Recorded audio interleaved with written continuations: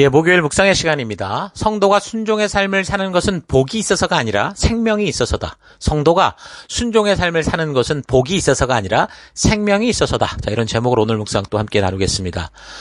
어제 우리는 하나님께서 꿈이 아니라 성경을 통해 우리에게 말씀하신다라는 걸 생각해 봤습니다. 꿈이나 환상이라는 게 개인이 성장하면서 쌓였던 의식적인 경험이 무의식에 억압되거나 축적됐다가 그 사람의 생각이나 감정에 영향을 주는 거거나 또는 그 옛 조상이 경험했던 의식들이 쌓인 것으로 모든 사람들에게 공통된 정신의 바탕이고 그런 경향으로 인해 나타나는 것이다 라는 걸 살폈습니다. 자, 그래서 우리가 꾸는 모든 꿈에 대해서 무슨 특별한 계시가 있는 것처럼 또는 하나님께서 이런 꿈을 통해 말씀하시는 것처럼 의미를 두는 그런 식으로 행동하는 것은 좋지 않다고 그랬습니다.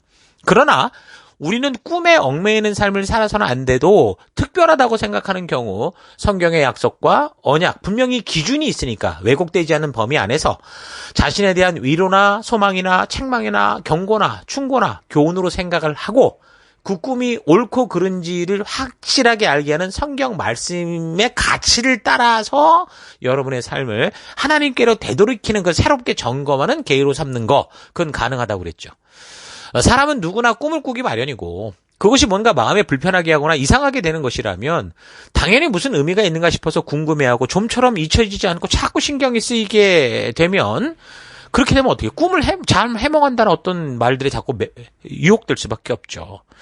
저도 가끔씩 악몽을 꿀 때가 있습니다. 근데 분명한 이유를 알았어요. 저는 바닥이 뜨거우면은 악몽을 꿔요.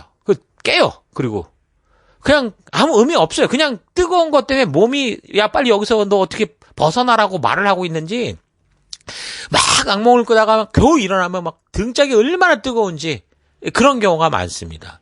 우리 집사람은 뜨거워야 자고 나는 적당해야 자는데 적당히 타협을 해서 중간으로 맞춰놨는데 어떨 때 높이 올라가거나 아니면 주변 온도가 낮아지거나 이런 경우 유별나게 뜨거울 때가 있는데 그때는 꼭 악몽을 꾸고 새벽에 깹니다. 그거 갖고 제가 무슨 하나님의 뜻과 계시가 있다고 생각했다면 저는 아마 하늘을 날고 있었을 거예요. 그렇지 않습니다. 자, 그러면 그 꿈을 가지고 장난을 치는 사람들에게 휘둘릴 수밖에 없고 또한 그런 꿈에 휘둘리는 사람들을 잘 아는 그 사탄에 의해 속을 수밖에 없어요. 그러니까 무당과 이런 사람들 결국 그 사람들의 교묘한 그 욕심을 자극하는 건 누굽니까? 사탄 아닙니까? 그렇게 휩쓸릴 수밖에 없는 거죠. 하나님은 이렇게 성경을 통해 볼 때 꿈을 우리에게 주시면 반드시 그걸 해석해줘요. 그러니까 이게 뭔지를 알게 하신다니까요. 그게 성경에 보여주는 그 보편적인 방법입니다. 그렇다면 하나님께서 의미 있는 꿈을 주실 때 어떻게 하겠어요? 반드시 그 의미까지도 분명하게 말씀해 주실 건데 바로 그 꿈의 의미를 바르게 분별하고 알 수 있는 것은 뭐예요? 성경 말씀의 가치밖에 없다는 걸 알아야 돼요. 그래서 우리는 꿈에 휘둘려서는 안 됩니다. 하나님은 꿈이 아니라 변치 않는 성경을 통해 말씀하고 계신다라는 이 사실을 마음 깊이 새겨야 돼요. 그래서 의도적으로 하나님의 말씀의 가치대로 살고자 해야 흔들리지 않는다는 거 여러분 잊지 말기를 바랍니다. 자, 아무튼 요셉의 꿈 이야기를 통해서 우리가 기억해야 되는 교훈은 하나님이 꿈과 환상으로 말씀하신다는 게 아니라 하나님께서 당신의 약속과 언약을 믿고 끝까지 그 세상의 유혹과 욕심에 타협하지 않으면서 그 상황 환경이 어떠하든 간에 하나님 나라 백성답게 그 말씀의 가치를 따라 살고자 하는 사람들을 통해 함께 동행하시고 함께 그 어두움을 나갈 수 있는 길을 주신다고 그랬잖아요. 그러니까 그게 책임져 주시는 게 바로 그러는 거예요. 기적처럼 이렇게 하는 일들이 성경에 분명히 있으나 하나님의 보편적인 방법은 지금 그런 방법이 아니고 뭐라는 거예요. 하나님의 말씀의 가치대로 동행하며 살아갈 때 그 삶 속에서 하나님이 만드신 그 축복의 길로 우리를 인도해 주신다라는 거죠. 성경을 볼 때 하나님께서 책임져 주시며 이끄시는 길을 보면 우리가 일반적으로 생각하는 그저 편하고 쉬운 길은 아니에요. 위기를 피해서 위기는 하나도 안 만나지 않고 그런 게 아니라 뭐예요? 성경이 말하잖아요. 좁은 문 좁은 길이라고. 좁은 문 좁은 길. 그걸 피해서 넓은 문 넓은 길로 가라 그렇게 말씀하지 않는다니까요. 그러니까 그 길이 어떤 길이 됐든 뭐예요? 반드시 하나님은 생명으로 나아갈 수 있는 그 길로 하나님의 백성답게 사는 그 길로 이끄신다는 거예요. 그 길이 좁은 문일 수도 있고 넓은 문일 수도 있어요. 그건 어떤 하나가 정형화된 게 아닙니다. 그래서 우리는 요셉의 이야기를 통해서 하나님 나라 백성으로서 어떻게 살아가야 되고 그렇게 살 때 우리 앞에 어떤 일이 벌어질 수도 있구나라는 거. 우리가 성도로 살아갈 때 이런 일이 있을 수 있구나라는 걸 알아야 되는 거예요. 그래야 우리가 어떻게 이 땅을 살아갈 때 우리가 처한 상황 속에서 어떻게 말씀대로 살아갈까. 그렇게 알 수 있잖아요. 요셉이 바로 그런 걸 보여주고 있다니까요. 요셉은 억울하게 노예로 팔려와서 그런 억울한 상황에서도 하나님의 가치를 따라 살기로 했던 거예요. 그 감옥 속에서든 노예 속에서든 나는 주인과 감옥 간수장이 아니라 하나님의 가치를 따라 살려고 했다고요. 그랬더니 그 주인이 요셉을 좋게 보고 간수장이 요셉을 좋게 보더라는 거죠. 근데 어쨌든 그렇게 살아갔는데도 현실은 뭐였어요? 그 주인 여자가 출세를 빌미로 성적인 유혹을 하다가 지가 위험하니까 막 모함을 해가지고서 막 완전히 감옥으로 가게 해버렸잖아요. 그런데도 요셉은 그 상황 속에서 어떻게 했던 거예요? 그가 결단하고 선택했던 것은 하나님이 살아계신 앞에서 어떻게 범죄하냐. 아까 말한 것처럼 주인의 눈이 아니라 하나님의 가치를 가지고 코람데오의 바른 신앙을 살아갔던 건데, 근데 그 결과는 감옥이었죠. 그것도 정치범이나 들어갔다 언제 죽을지 모르고 어떻게 나올 수도 없는 그런, 평생 그렇게 살다가 죽는 그런 데로 떨어지고 말았던 겁니다. 보디발의 아내가 남편에게 거짓말을 했을 때 보디발이 요셉을 사실 좋게 받고 잘 알고 있기 때문에 아내를 의심했을 거다. 그래서 요셉을 죽이지 않고 보호하기 위해서 아마 그곳에 보냈다라고 하는 설교를 들은 적도 있어요. 저도 은혜로만 생각해 보니까 그럴 수도 있겠다라고도 생각을 했었는데, 또 한편으로 좀 이렇게 이 현실을 놓고 다시 이제 묵상을 하며 생각해 볼 때, 보디발이 지금 너무도 분노에 가득 찬 거죠. 내 아내를 건드려? 완전히 돌아버린 거예요. 그럼 확 죽여버릴 수도 있었는데, 이거 한 번에 죽이면 그 고통이 없는 거잖아요. 죽여버리면 끝이니까. 그러니까 어떻게 보면 이 보디발이 완전히 막 요셉 너 한번 평생 한번 죽어봐라. 죽이지도 않고 막 괴로움을 주는 그곳으로 이 감옥을 보냈을 그런 마음 때문에 요셉이 평생 고통과 어려움 속에 살게 하기 위해서 그런 정치범 수용소로 보낼 수도 있었구나라는 생각도 듭니다. 보통 정치범죄자들은 왕을 대적하던 사람들이기 때문에 그곳에선 인간 취급을 받지 못하잖아요. 벌레처럼 고통당하다가 언제라도 죽을 수 있는 그런 삶을 살았던 거죠.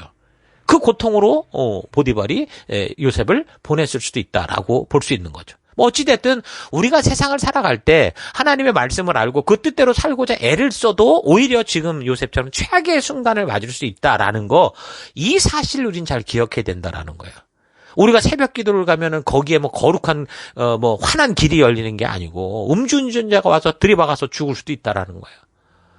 왜요? 욕심과 욕정에 가득한 사람들이 저지른 불법 때문에 그렇다는 거예요. 하나님이 아니라 사람들에게 주신 자유주의를 가지고 욕심대로 사용하는 그 사람들 때문에, 불법 때문에 바르게 살고자 하는 사람들이 오히려 더 큰 어려운 일을 당하고, 그런 게 참 오늘 세상에 비일비재하지 않습니까?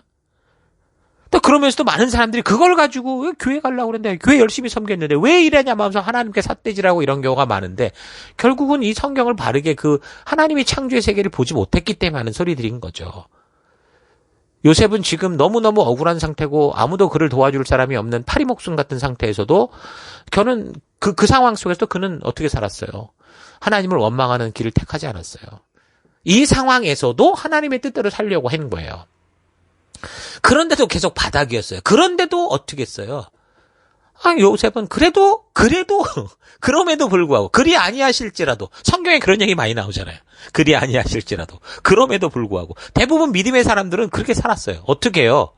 그렇게 악으로 최악으로 떨어져도 그래도 하나님의 뜻대로 살려고 했다고요. 그래서 우리가 볼 때는 정말 그 현실은 최악의 상황이었죠. 그렇지만 요셉은 그곳에서 어떻게 했어요? 또 하나님의 뜻대로 살려고 하다 보니까 나름대로 그 안에서 말씀의 가치로 긍정을 찾아가고 바른 길을 찾아갔죠. 그러다가 이제 왕의 측근이었다가 잡혀 들어왔던 사람들을 만나게 됐고, 또 그 사람들하고 얘기를 나누고 또 하나님의 말씀의 가치로 모든 것을 이야기하다 보니까 하나님의 방법으로 돕게 되고, 사실 그래서 결국 그 한 사람이 풀려났잖아요. 예? 완전히 풀려나 가지고서 완전히 해방이 됐는데 이 사람은 또 까맣게 까먹었어요. 왜요? 맨날 점장이 치는 그런 얘기거니 하고 말았으니까. 그런데 이제 위기의 순간에, 나라가 위기에 걸렸을 때 결국 그는 순식간에 이 이집트 총리가 되는 자리로 나아갈 수 있는 그런 길을 걷게 된 거죠. 그러니까 우리는 이런 믿음의 눈을 가지고 살아야 된다는 거예요.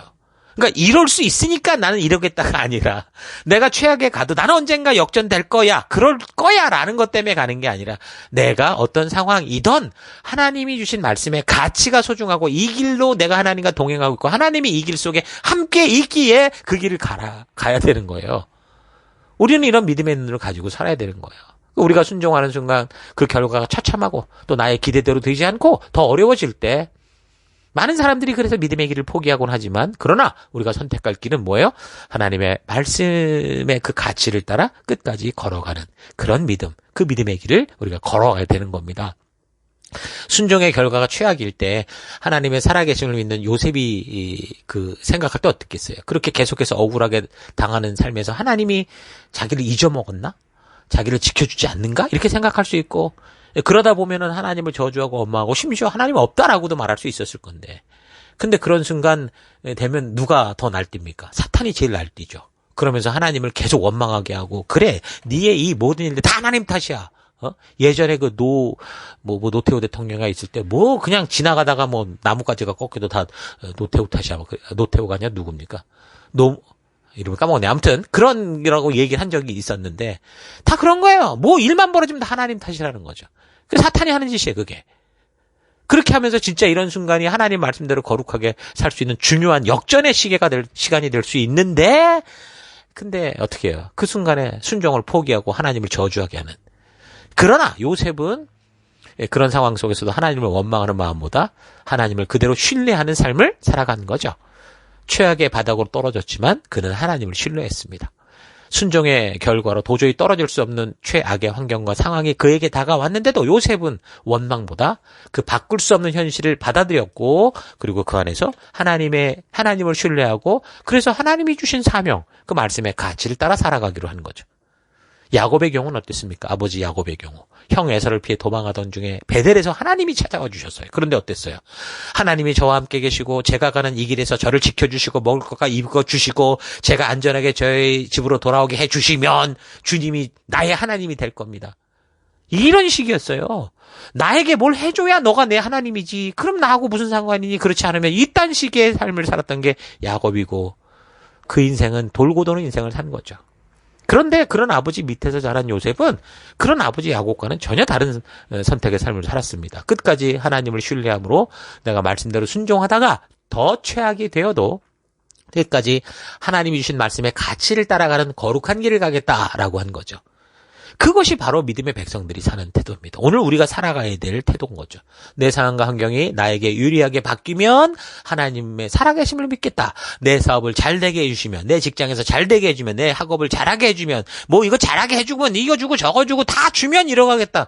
이런 게 아니라 내가 어떤 상황과 환경을 만나도 그래서 요셉처럼 결국 그렇게 쥐도새도 모르게 죽을 수밖에 없는 상황이 되어도 난 이곳에서 끝까지 하나님의 말씀의 가치와 사명을 따라 살다 죽겠다라는 그 결단이 바로 바른 성도의 자세고 바로 그곳에 하나님이 함께 계시고 그곳에서 그래서 정말 그 하나님이 이루시는 결과가 나타나는 거죠. 이런 요셉의 태도가 오늘날 모든 게 불공평해 보이는 이 세상 속을 살아가는 하나님의 부름을 받은 성도인 저와 여러분들이 배우고 따라갈 성도의 자세인 거 잊지 마십시오. 자, 그렇다면 요셉이 이렇게 살았다고 하는데 정말 조금 원망이나 실망이나 절망 같은 게 없었을까? 그로 인한 고통과 아픔이 없었을까? 성경을 보면 그렇지 않아요.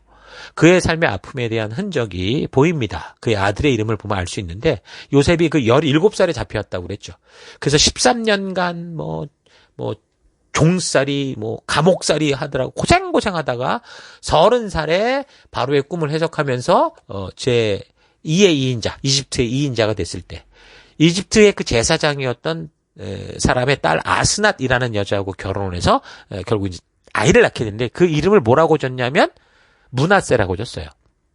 그 의미가 뭐냐면 하나님이 나에게 내 모든 고난과 내 아버지의 온 집을 잊어버리게 하셨다라는 뜻이죠. 이 말은 거꾸로 하면 나는 지금도 기억하고 있다 그 말인 겁니다. 그에게 그가 살아온 인생이 정말 고난이었고 자기를 모질게 팔아버린 형제들을 생각할 때마다 너무나 고통스러웠다라는 거예요. 그래서 그것을 잊어버리게 하셨다라는 의미로 첫 아들의 이름을 므낫세라고 줬어요. 얼마나 고통스럽고 생각할 때마다 괴로웠으면 아들 이름을 지을 때 첫 아들을 잃어버리자. 므낫세 그렇게 지었겠습니까? 요셉도 아들의 이름을 므낫세 이자로 지으면서까지 그러니까 애써 잊어버리려고 노력을 했지만 어땠다는 거 잘 되지 않았다라는 거겠죠. 그래서 원망스러운 마음부터 시작해서 최악으로 떨어지는 삶을 겪으며 말할 수 없는 복잡한 감정의 짓눌림으로 잠 못 이루는 밤을 수없이 보냈다라는 겁니다. 요셉은 하나님의 뜻을 정확히 알았기에 그 유혹과 타협의 순간에 무엇을 선택할 것인지를 알고 용기를 냈지만 그래서 그 선택이 어떤 결과를 줄 것인지 그는 다 이해할 수 없었어요. 그가 보는 현장은 너무 최악이었어요. 어쩌면 보통 사람들처럼 그렇다면 하나님께서 별 다른 문제 없이 선한 길로 인도하실 것이라고 그렇게 기대를 했을 건데 그런데 그 선택의 결과는 심각한 상황에 이르게 되고 말았는데 그러나 요셉은 그 말씀대로의 선택의 결과가 이상하게 나타나고 삶이 더 복잡해져서 도저히 앞으로 스스로 해결할 어떤 길이 하나도 보이지 않아도 어떻게 하는 거예요? 순종의 삶을 포기하지 않았던 겁니다. 그가 원망하는 마음이 있었겠지만 원망을 붙든 게 아니라 원망은 머리 위로 지나가게 하고 그 다음에 소망을 붙든 거죠. 이게 중요한 거예요. 우리가 하나님을 믿음으로 살아가면 원망도 없고 남을 향한 어떤 그런 부러움도 없고 이런 게 아니라 다 있을 수 있어요. 그런데 사람이니까 떠오를 수 있으나 그러나 그런 것이 우리 안에 머물지 않게 하고 하나님을 향한 소망과 하나님의 말씀을 향한 신실함이 우리를 더 붙들게 하는 거죠. 요셉의 삶이 그랬다라는 겁니다. 그래서 순종의 삶을 그래도 포기하지 않았던 거고 그래서 하나님이 알게 해주신 만큼 그는 걸은 거예요. 때로 실패하고 원망하다가 괴로운 밤을 보냈겠지만 아침이 되면 또다시 하나님의 그 약속을 붙들고 잊어먹으려고 노력을 하고 가치를 따라 살아가려고 했던 거죠. 그렇게 그 긴 고통의 삶 속에서도 그 요셉은 어떻게 한 거예요? 포기하거나 거절과 원망하는 삶이 아니라 쉽고 편하고 불순종 하나님께 결국은 떠나는 삶이 아니라 더 고통스럽지만 그 말씀의 가치대로 살아가는 그 길을 계속 선택하며 하루하루 살아갔던 거죠. 그러니까 하루하루 어떻게 하는 거예요? 신뢰하고 하나님을 신뢰하고 하나님대로 살고자 발버둥 치며 인내하며 나갔다라는 거예요. 그럴 때 결국 형제들이 와서 머리를 숙이는 걸 보게 되잖아요. 어린 시절 하나님이 꾸게 하셨던 그 꿈이 기억나게 되고 그래서 결국 하나님께서 자기 가족과 생명을 구하려고 나를 먼저 여기에 보내신 거구나. 그러니까 요셉도 그 어릴 때 꿈이 기억나면서 이게 하나님의 뜻이었구나는 걸 알았던 거예요. 그렇지 않았으면 아주 그냥 이 형제들을 아주 박살을 내버리고 싶은 그런 마음이 가득 찼을 건데 그런 마음 때문에 계속 고통하면서도 말씀의 길을 따라왔다고 해도 그 원수들을 보는 순간 정말 다 어떻게 보면 고통을 주고 싶었을 건데 이 상황이 전체 돌아가는 걸 보면서 완전히 그 어릴 때 꿈이 생각났고 이게 하나님의 계획을 나에게 보여주신 거구나라는 걸 알게 된 거죠. 그 요셉만 알았겠습니까? 형제들도 알게 되고 야곱도 알게 되고 그러니까 그 증인들이 결국 그 증거를 기록으로 남겨서 결국 어떻게 한 거예요? 이제 모두가 알게 된 거죠. 여러분 살아가면서 각자의 인생 전체를 우리가 다 이해하지 못한다고 해도 여러분 순종하는 그 길에서 지금 하나님의 그 뜻과 마음을 다 이해하지 못한다고 해도 지금 여기 보는 것처럼 아브라함처럼 요셉처럼 하나님의 신실하심을 믿고 그분의 약속과 명령을 떠나지 않는 우리를 부르신 그 부르심에 합당한 삶을 살아가는 우리가 되길 원합니다. 여러분 우리가 이 땅을 살아가며 하나님을 향한 소망이 없으면 어떻게 됐습니까? 하나님을 향한 소망이 없으면 인간들은 이것저것 지푸라기라도 잡는 심정으로 막 이것저것 잡죠. 물질을 붙들고 인간관계를 붙들고 움켜잡으려고 그럴 거 아니에요. 그러다 보면 정말 지푸라기를 움켜잡게 되는데 그럼 어떻게 돼요? 물에 빠져가 죽는 거예요. 예? 하나님을 신뢰해야 되는데 하나님을 신뢰하지 못하고 지푸라기 물질을 잡았던 거예요. 우리 그래서 창세기에서 계속했던 게 물질과 사람과 하나님 사이의 그 관계성, 그 우선순위에 대한 얘기를 계속해 왔는데 하나님을 붙들어야 되는데 하나님을 신뢰하지 못하니까 물질을 붙들고 인간 붙들다가 결국 지푸라기잖아요. 그럼 어떻게 되는 거예요? 그거 잡고 있으면 빠져 죽는 거예요. 그거 놔야 되는 거예요, 우리가. 물질을 놓고 인간 관계를 놓고 그래야 오직 우리를 붙드실 하나님을 보게 되고 그 하나님의 관계가 얼마나 소중하고 축복인 건지 알죠. 지금도 여전히 내가 이렇게 기도했는데 이렇게 응답 안 해주면 야곱처럼 저건 내 하나님도 아니야 이런 게 아니라 요셉처럼 어떤 상황과 환경 속에서도 끝까지 하나님의 말씀에 가치를 따라 살고자 한 걸음 한 걸음 걸어가는 그런 귀한 삶을 살아갈 때 그게 우리에게 축복이구나 이게 축복이구나라는 걸 우리가 알게 될 수 있는 거예요. 그러면 우리의 꼬여있는 모든 삶이 꼬였다고 보이는 게 아니라 이곳에서 이걸 풀어가는 삶이 내 삶이구나 내 사명이구나라는 걸 알고 우리가 보내받은 그곳에서 믿음의 삶을 살게 되는 거죠. 힘을 힘을 빼야 돼요. 여러분 수영을 할 때도 보면 처음에는 물이 겁이 나잖아요. 그럼 온몸에 힘이 들어가요. 도와주는 사람 말을 따라 좀 힘을 빼고 그래야 도와주는 사람이 이렇게 뭘 하는데 그게 아니라 그냥 자기 힘으로 막 죽는 것 같으니까 그냥 느끼니까 막 구하러 온 사람을 확 붙잡았다가 둘 다 곤란한 상황에 빠질 수도 있는 걸 경험하잖아요. 요셉의 아버지 경우가 그랬던 거예요. 야곱이 그런 모습으로 살았던 거예요. 상황이 불안하니까 그냥 아무거나 막 붙들고 그냥 늘어진 거죠. 천사고 뭐고 하나님이고 뭐고 그냥 붙들고 안 놓는 게 이 사람 특징이잖아요. 그 아무것도 볼 걸 보지도 못하고 무조건 붙드는 그런 인생. 그때는 그나마 천사 다리 붙들어서 다행이지 사람 다리 붙들어 지푸라기 붙들었으면 다 죽었을 거야 아마. 안 그렇겠습니까? 하나님께서 말씀하실 때 그대로 순종하며 따라가야 되는데 오히려 자기 생각대로 자꾸 움켜쥐려고 하니까 자기 생각대로 판단을 하니까 하나님을 만들어내니까 하나님이 함께 있는 것 같은데 하나님 다리를 붙잡고도 이거 헛짓거리를 하고 앉았잖아요. 그게 성장하고 바르게 자라는 게 아니라 오히려 전부 자기 잔머리만 돌아가고 그 세겜 가가지고 결국에는 막 딸 강간 당하고 그냥 집단 살인극 벌이고 그래서야 그냥 정신이 드는. 여러분 이러면 안 되죠. 그래서 순종의 삶이란 자기 생각과 느낌을 붙들고자 했던 그 힘을 빼는 거예요. 그래서 하나님의 말씀 따라 하나님의 진심을 알고 하나님을 믿음으로 그 성경의 가치, 말씀의 가치를 따라 살아가는 거죠. 여러분 우리는 하나님께만 소망을 둬야 됩니다. 하나님이 함께 하시는 것을 기뻐해야 되는 거예요. 요셉을 볼 때 그의 삶은 비록 너무 힘들고 꼬였던 상황들이었지만 야곱처럼 자기 생각대로 움켜쥐지 않았고 하나님께만 소망을 둘 때 하나님께서 그 풀 수 없는 상황들을 풀어내시잖아요. 그 죽음의 자리에서 구해내실 뿐만이 아니라 더 풍성히 얻게 하시는 거예요. 그 50장 20절에 뭐라고 말합니까? 요셉이 하나님은 오히려 그것을 선하게 바꾸셨습니다. 그렇게 얘기를 해요. 그러니까 내가 움켜쥔 것을 그는 놓는 삶을 살았잖아요. 그러니까 바르게 보는 눈과 듣는 귀와 깨닫는 마음이 생긴 거죠. 그 수영을 가르쳐주는 분의 가이드를 따라서 그대로 할 때 몸이 물 위에 뜨고 더 나아가서 물을 가르며 나아갈 수 있는 그 똑같은 원리라는 거예요. 가르치고 인도하시는 분에 대한 절대적인 신뢰와 순종이 꼭 필요합니다. 특히 우리 하나님에 대해서. 하나님은 절대로 당신이 하신 약속을 잊지 않는 분이시고 우리에게 생명과 축복의 길을 주시지 절대 저주의 길을 주지 않기 때문에 그리고 그것을 우리에게 주신 축복의 길을 반드시 신실하게 이루어 가시기 때문에 우리는 그분만을 신뢰하고 의지하는 삶. 살아가야 돼요. 그래서 우리가 말씀의 가치를 소중히 여기고 말씀의 가치를 따라 살아가는 우리가 되는 거죠. 야곱이 형을 피해 도망갈 때 베델에서 잠자다가 환상을 보게 되는데 그 환상 속에서 하나님은 뭐라고 그랬습니까? 네가 어디로 가든지 아무튼 내가 널 책임질 거야 라고 약속했었거든요. 근데 야곱은 어떻게 살았어요? 그 약속 듣고도 자기 마음대로 이 약속 지키면 그러면 내가 너를 내 하나님으로 삼아줄게. 이따위 식으로 살았잖아요. 그러니까 살아갔던 삶 물질 중심, 인간 중심 그렇게 살다가 여자 때문에 그 마누라 구하겠다고 14년을 그렇게 하다가 다 그냥 무너지고 그렇게 살았던 거 아닙니까? 그런데 야곱은 그렇게 하나님의 이용하고 하나님의 약속을 잊어버리고 살았더라도 하나님은 그 약속을 잊지 않으셨어요. 끝까지 그를 신실하게 지켜주셨죠. 물론 야곱이 그 위험선을 왔다 갔다 했어도 결국은 하나님의 말씀의 가치 안에서 있었기 때문에 그를 지키실 수 있었지만 어쨌든 야곱이 가르치고 인도하는 분의 말씀을 따라하지 않고 무조건 엉겨붙어서 자기 생각과 느낌대로 우게 되는 그런 신앙을 살았어도 그 하나님의 그 약속을 기억하는 그 마음 하나 보고 오랜 시간을 걸려서 기다려주시고 결국에는 바른 길로 이끌어주시는 그 하나님을 잘 기억할 수 있기를 바랍니다. 130년이 걸렸다고 그랬어요. 13년이면은 사실 해결될 요셉 같은 경우 13년이었어요. 그 13년에 20대 전체를 버린 그 시간이 우리가 지금 생각해도 짧지는 않죠.